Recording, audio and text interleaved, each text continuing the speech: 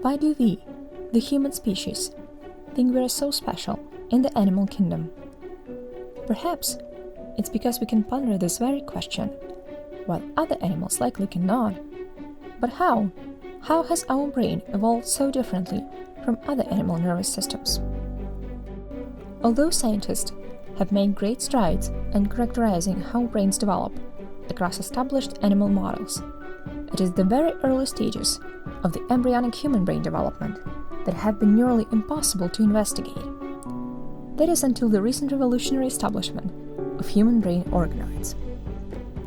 Scientists in Dr. Madeline Lancaster's lab at Cambridge University have been striving to identify the developmental and evolutionary mechanisms that make the human brain so special. To do this, they have collected cells from humans, chimpanzees, and gorillas, and grown those cells in culture in the lab.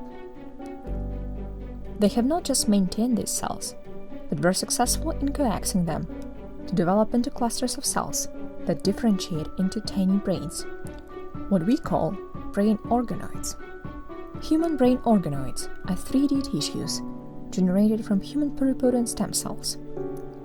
They spontaneously self-organize from neural precursor cells and can mimic very closely brain development.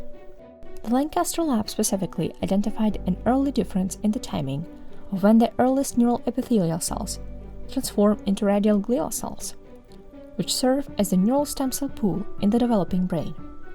This paper, I feel like we've really discovered something new that can give us insight into really what makes us human. The shape of cells is closely associated with its cell cycle. When the cells are starting to become more elongated, their cell cycle is also slowing down. Brain organoid model allowed scientists to discover that delaying that change in shape in the developing human brain leads to the delay in the prolongation of the cell cycle.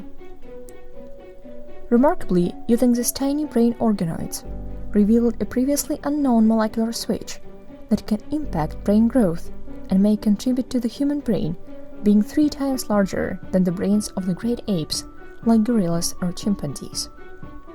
And so you would expect that human, chimpanzee, and gorilla are so closely related, we shouldn't really diverge until, maybe the end of development. But we were seeing this divergence before the first neurons were even made. Organoid technology can not only allow us to study complex, intrinsically human characteristics and pathologies, but also open up the window into fundamental molecular mechanisms that keep living organisms growing, developing, and aging. Ultimately, we think the reason that these organoids are so much bigger in human and so small in mouse is just because of the time that they have to grow and, to produce the number of neurons that they produce. The fundamental question of timing in development has also fascinated researchers in Sergio Vázquez's lab at Stanford. They noticed that 3D cultured neurons kept from months in petri dishes remain to be at the same developmental stage, living in accordance with their own intrinsic clock. But what exactly dictates each cell its own timing?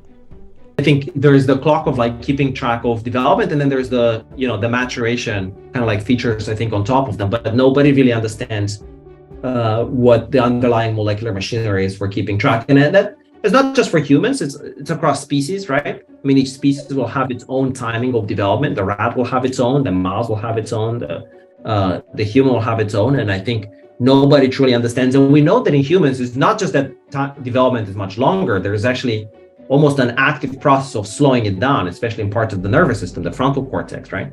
If we look at more and more species, I'm hopeful that we'll start to understand what the mechanisms are that are controlling that intrinsic timing. And organoids are such a great model for that because it really is so intrinsic. And we know, for example, if we've mixed different species cells together, they still follow their intrinsic timing. So if you take chimpanzee cells and you put them in a human context, they will still make this transition faster.